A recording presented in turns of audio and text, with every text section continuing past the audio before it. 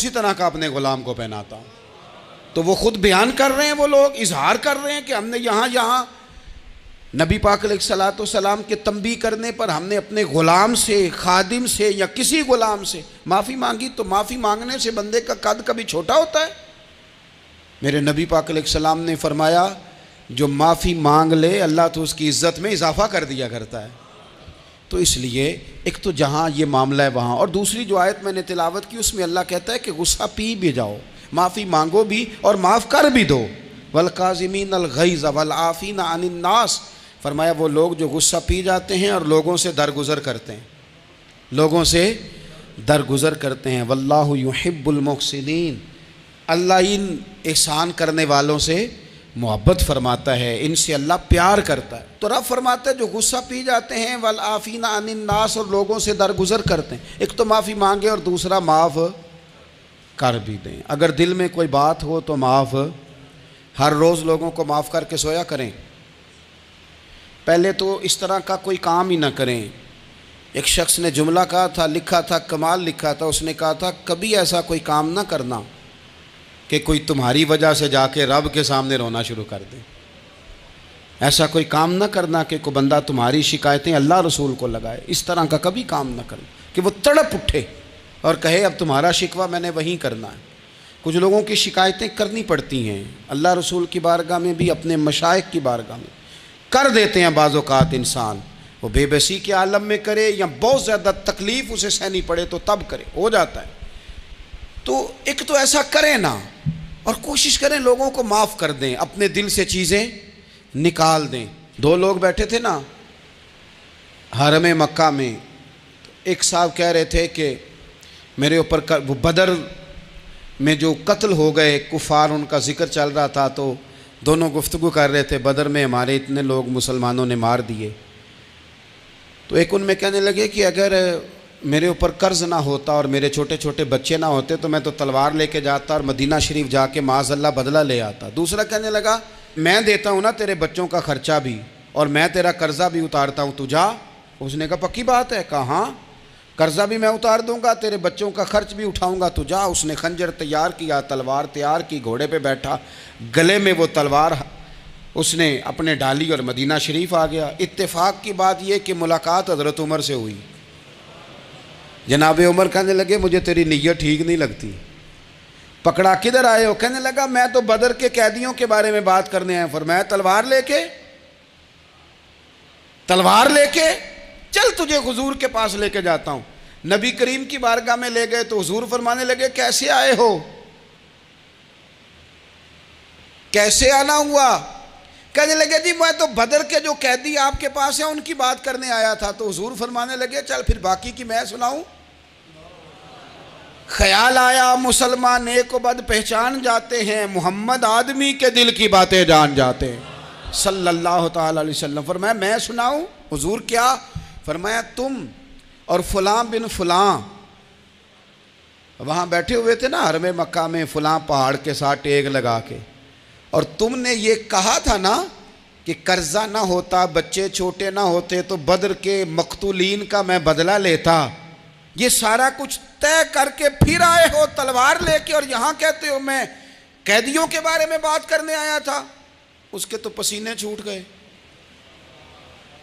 وہ تو بے حال ہو گیا۔ اس نے کہا اس کا تو سوائے اس کے اور میرے کسی کو نہیں پتا، اور اگر آپ کو پتا چل گیا ہے تو پھر آپ اللہ کے سچے رسول ہیں۔ تو حضور اگر آپ کو پتا چل گیا ہے کہ میں قتل کرنے کے ارادے سے آیا ہوں، میں معاذ اللہ بدلہ لینے آیا ہوں، اللہ کرے آپ کو سمجھ آئے میری بات کی۔ یعنی ایک تو یہ ہے کہ بندہ وہ پکڑا گیا ہے، اور ایک یہ کہ کسی کو پتا چل گیا ہے کہ یہ اس کام آیا ہے۔ پھر لوگ جب معافی دیتے ہیں تو بڑی کہانیاں سنا کے دیتے ہیں، ایسے نہیں دیتے۔ حضور اب آپ کو پتا چل گیا ہے تو کیا کریں گے؟ تو حضور فرمانے لگے تو بتا نا تیرے ساتھ کیا کریں۔ اس نے کہا کہ میں نے سنا ہے آپ معاف بڑا کر دیتے ہیں۔ یعنی یہ گھر سے کوئی پیار کرنے نہیں آیا، پھولوں کا گلدستہ لے کے نہیں آیا، تلوار لے کے آیا، لیکن یہ میرے محبوب کا حوصلہ ہے، اور آیا بھی عین مسلمانوں کے بیچ ہے، جو چاہیں اس کے ساتھ کر سکتے ہیں۔ اس نے کہا معاف کر دیں، تو حضور نے فرمایا جا میں نے معاف کیا۔ حضور نے معاف کیا۔ وہ کہتا حضور معاف کر رہے تھے اور رب میرے دل میں ایمان کو تازگی عطا فرما رہا تھا، حضور نے معاف کیا اور میں نے کلمہ پڑھنا شروع کر دیا۔ ہم معافی نہیں دیتے، کبھی کبھی صلح تو کر لیتے ہیں، صلح ہو جاتی ہے، پنچایت میں صلح ہو گئی، پھر لڑائی ہوئی، پھر بات شروع سے شروع ہو گئی، کیونکہ ہم نے معافی، پھر وہ بات شروع ہو گئی 1955 سے، تو وہ بھی آکھیا سی، تو اے بھی کیتا سی، وہ بننے والی گل یاد ہی، او بس کر یار، کچھ بھولیں بھی تو۔ بچے پتہ کیوں خوش رہتے ہیں؟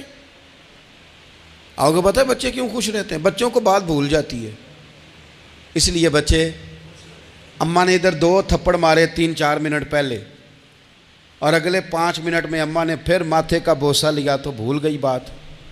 اللہ کرے کوئی تھوڑے تھوڑے بچے بھی بن جائیں۔ یہ جو بہتے سیانے ہیں نا، ان کا بھی اللہ ہی حافظ ہے، عقل زیادہ آ گئی ہے نا، اس لیے اقبال جیسے لوگوں نے کہا تھا خرد کی گتھیاں سلجھا چکا ہوں، یا رب مجھے صاحب جنوں کر دے، صاحب جنوں کر دے، صاحب اللہ کوئی تھوڑا سا مجھے مجنون بھی بنا۔ یہ زیادہ عقل تو کسی کام کی رہی نہیں، پاگل کر دی، پاگل کر دی۔ بہت سارے لوگ ایسے ہیں زیادہ سمجھدار ہوتے ہیں، لہذا معافی دینے کو تیار، معافی دیں۔ جب کوئی معافی کا مطالبہ کرے تو اسے معافی، سب سے مشکل کام ہوتا ہے لمبی لسٹ والے دشمن کو معاف کرنا۔ لسٹ جس کی لمبی ہو نا غلطیوں کی، ایک آدھ غلطی تو معافی ہو جاتی ہے۔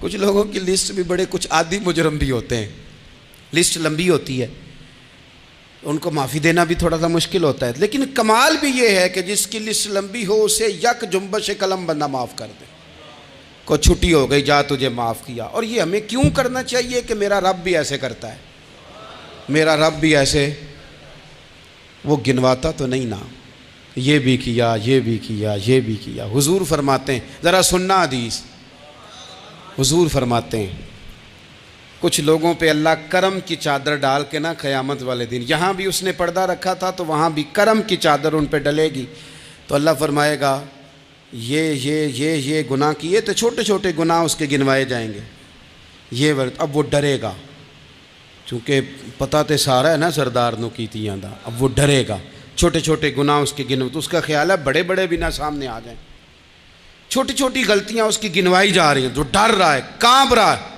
قربان جائیں نبی پاک کے لفظوں پہ، کچھ گلاں اجیاں نے قرآن پاک اجیاں نے، یہ نا میری دادی کہا کرتی تھی، میری اماں کہا کرتی تھی، اے کچھ کام اجائے نے، کچھ گلاں اجیاں نے کہ اتنے دل کردہ ہے صفحہ بند ہو جانا ہے تو معافی ہو جانی، یعنی ختم ہے یہ بات، اس سے آگے کسی نے سوال پوچھنا ہی نہیں۔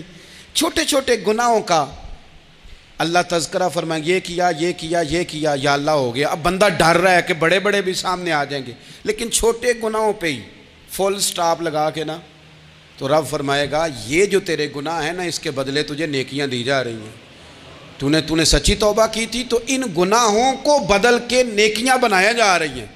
پہلے ڈر رہا تھا، حضور فرماتے ہیں، اب فٹافٹ بول پڑا، کہنے لگا یا اللہ میں نے تو بڑے بڑے بھی کیے ہیں، یعنی اگر چھوٹوں کی نیکیاں بن گئی ہے تو وہ پاپ کدھر ہیں بڑے بڑے، وہ میرے کدھر ہیں۔ کریم یہ بات کر رہے ہیں اور صحابہ رو رہے ہیں، میں نے تو بڑے بڑے بھی کیے ہیں، بڑے بڑے کدھر ہیں۔ اللہ تعالیٰ بندوں کو معاف فرماتا ہے، رب اپنے بندوں کو وہ معاف کرتا ہے۔ اگر اللہ معاف نہ کرے تو جتنے جرم ہمارے رب کو ہمارا پتہ ہے، بتاؤ سویرے روٹی ملے، سانس ملے، شعور قائم رہے، جب مالک اتنا معاف کرتا ہے تو ہم اس کے بندوں کو کیوں نہیں معاف کرتے؟ کر دیں معاف۔ پکے لوگ کھڑے تھے، پکے دشمن کھڑے تھے فتح مکہ کے دن حضور کے سامنے، اور کچھ لوگ ایسے ہوتے ہیں جن سے امید نہیں ہوتی، اپنے ہوتے ہیں کہ یہ والا جملہ، اور بندہ کہتا ہے یار تجھے تو نہیں نہ کہنا چاہیے تھا، کوئی اور کہتا مجھے، کہتے ہیں، یہ نہ سمجھیں کہ لوگ کہتے نہیں، کہنے والے، یہ بات ہی آپ چھوڑ دیں کہ کوئی آپ کو کچھ کہے گا نہیں، یہ چھوڑ دیں۔ مخلوق تو اس طرح کی بات ڈھونڈ کے لاتی ہے کہ انسان پریشان ہو جاتا ہے کہ یار میں یہ کر سکتا تھا، میں نے کیا نہیں، اور جو میں نے کیا نہیں وہ تو نے میرے کھاتے ڈال دیا ہے۔ ایسے لوگ سامنے کھڑے ہو گئے فتح مکہ کے دن کہ جن کے چہروں سے ان کی زیادتیاں عیاں ہو رہی تھیں، ان کے ظلم چھلک رہے تھے چہروں سے، حضور کے سامنے کھڑے ہیں، کانٹے بچھانے والے بھی، روڑے مارنے والے بھی، گلے میں رسیاں ڈال سارے کھڑے ہیں۔ حضور نے فرمایا بتاؤ تمہارے ساتھ کیا سلوک کروں؟ انہوں نے کہا آپ کریم ہیں۔ تو حضور نے پتہ کیا کہا؟ قرآن پاک میں ایک سورہ یوسف ہے، کچھ لوگوں کو لفظ یہ قصہ بھی بڑا برا لگتا ہے، تو اللہ فرماتے ہیں نحن نقص علیک احسن القصص، محبوب ہم آپ کو ایک سونا قصہ سنانے لگے ہیں۔ اس کو اللہ نے قصہ کہا، سونا قصہ، سورہ یوسف کو۔ تو سورہ یوسف کیا ہے بھلا؟ ذرا انداز دیکھیے سورہ یوسف کا۔ پہلے حضرت یوسف لاڈلے ہیں باپ کے، لاڈلے، پھر اسی جناب یوسف کے منہ پہ تماچے ہیں، پھر وہی جناب یوسف کنویں میں ہیں، پھر کنویں سے بچ گئے، کنویں میں گرا بھی بندہ کبھی بچتا ہے، بچ گئے، اللہ کی شان ہو تو بچ جاتا ہے، بچ گئے۔ فرماتے ہیں میں نے سمجھا بچ گیا ہوں، جب بچ گیا تو بڑی تکلیف ہوئی۔ بھائیوں نے کہا ہمارا غلام ہے، ہم نے بیچنا ہے۔ سگے بھائیوں نے بیچا، جو باپ کی طرف سے سگے تھے بیچا۔ فرماتے ہیں میں بکا، اب بڑا پریشان تھا کہ یار کبھی آپ غور کریں نا کسی کا ریٹ لگ جائے۔ فرماتے ہیں اب بڑا پریشان تھا، اور جب میں مصر میں گیا تو میں کونے میں کھڑا ہوں اور لوگ مجھے خرید رہے ہیں۔ محبت میں یہ قصہ سنانا تو آسان ہے کہ بی بی اٹی لے کے آ گئی تھی، پر جو بیکرا ہے اس کا بھی تو حال دیکھو نا کیا ہے، اس کا ریٹ لگ رہا ہے، یہ بھی تو بڑی۔ اور جناب یوسف کہتے ہیں پھر عزیز مصر نے خرید لیا تو بادشاہ کے گھر گیا تو کچھ سکھ کا سانس آیا۔ یہ حضرت یوسف ہیں، یہ لاڈلے ہیں۔ فرماتے ہیں سکھ کا سانس لیا ہی تھا کہ جناب زلیخا نے الزام لگایا، اور وہ غلطی معاذ اللہ جس کا تصور بھی نہیں، اس کی پاداش میں سالوں جیل کاٹا۔ لیکن خدا کی حکمت ہے نا، اللہ کا کرم ہے نا، جس ملک کے وہ قیدی تھے رب نے اسی ملک کا حکمران بھی بنا دیا۔ یہ اللہ کی حکمت ہے نا، تقاضے ہیں نا۔ صبح کے تخت نشین شام کے مجرم ٹھہرے، ہم نے پل بھر میں نصیبوں کو بدلتے دیکھا، وہ جو چاہے جب چاہے کر دے۔ تو جب وہی بھائی مجبور ہو کر سوالی بن کر سامنے آئے ہیں، پتہ کیا ہوتا ہے، بندہ معاف کر دیتا ہے، بہت سارے لوگ معاف کرتے ہیں، پر کہانیاں سنا کے پتہ جے نا ادوں کی آکھیا ساجے، پتہ جے نا ادوں کی کیتا ساجے، پھر پتہ جے نا تسی اے بھی آندے سو، یہ ساری کہانیاں سنا کے۔ لیکن حضرت یوسف کے سامنے کھڑے ہو گئے، جناب یوسف نے بات چھیڑی کوئی نہیں، فرمایا تم سے بات ہی کوئی کرنی، جاؤ تمہیں سارا کچھ معاف کیا۔ اب جب یہ لوگ مکے والے حضور کے سامنے کھڑے، اس طرح معافی دینی چاہیے۔ یہ جب سامنے کھڑے ہوئے تو حضور نے فرمایا پتہ تمہارے ساتھ کیا سلوک کرنے والا ہوں؟ کہا حضور نہیں۔ فرمایا وہی جو جناب یوسف نے بھائیوں کے ساتھ کیا تھا، پچھلا صفحہ پلٹنا ہی کوئی نہیں، جاؤ تمہیں معاف کیا، جاؤ تمہیں معاف کیا، جاؤ تمہیں معاف کیا۔ اور صرف معاف نہیں کیا، ساتھ عزت بھی دی۔ سب سے زیادہ مقابلے تو حضرت ابو سفیان نے کیے تھے نا، آخر تک وہ آئے تھے، آج وہ کلمہ پڑھ رہے ہیں، سردار ہیں، کلمہ پڑھ رہے ہیں، تو نبی پاک نے صرف معافی نہیں دی، عزت بھی دی۔ فرمایا جناب ابو سفیان چونکہ اب مسلمان ہو گئے ہیں، میں سب کو معاف کرتا ہوں، جو اپنا اندر سے دروازہ بند کر لے اسے بھی معاف کرتا ہوں، اور جو ابو سفیان کی حویلی میں آ جائے اسے بھی معاف کر دوں گا۔ تو ابو سفیان وہ کہتے ہیں میں حیران ہی ہو گیا کہ اتنی بڑی بات، معافی بھی دی اور ساتھ عزت بھی دی۔ تو آج جو سبق آپ کی خدمت میں نے عرض کیا ہے، اس کو آپ امید ہے یاد رکھیں گے۔ ایک تو یہ کہ معافی مانگ لیں، اگر کسی جگہ ہمارا معافی مانگنا اگر ہم سمجھتے ہیں، ہمارا دل ضمیر گواہی دیتا ہے کہ مجھے معافی مانگنی چاہیے تو معافی مانگیں۔ اور دوسرا پھر معافی دیں بھی، اور معافی دیں، سیاسی صلح نہ کریں، معافی دیں تو پھر واقعہ ہی دیں، دل سے دیں۔ اور آخری بات یہ کہ جس طرح ہم نے لوگوں سے معافی لینی ہے اور معافی دینی ہے، اسی طرح جہاں ہم سے شرعی قباحتیں ہوئی ہیں، اخلاقی کمزوریاں ہوئی ہیں، ایک بات تو اچھی طرح سمجھ لیں کہ نفل پڑھنے سے حقوق العباد نہیں معاف ہوتے، وہ بندے سے معافی مانگنے سے ہی ہوتے۔ ساری رات کو بندہ تسبیح پڑھے اور کہے کہ میں نے اماں کی نافرمانی کیا تو معافی ہو جائے گی، نہیں، وہ اماں ہی معاف کرے گی تو معافی ہوگی، وہ ابا ہی معاف کرے گا تو پھر ہی معافی ہوگی۔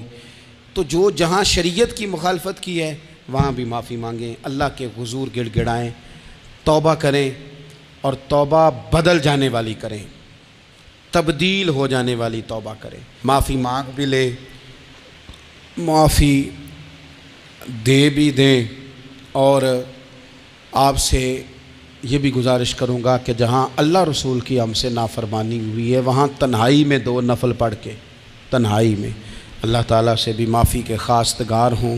یاد رکھیں جب اس کی خفیہ تدبیر آ گئی تو پھر معافی کا وقت ہو سکتا ہے خدا نہ کرے ہمیں نہ مل سکے، تو اب وقت ہے، خوب استغفار کریں، خوب معافی مانگیں۔ اللہ تعالیٰ آپ کو اور مجھے عمل کی توفیق عطا فرمائے۔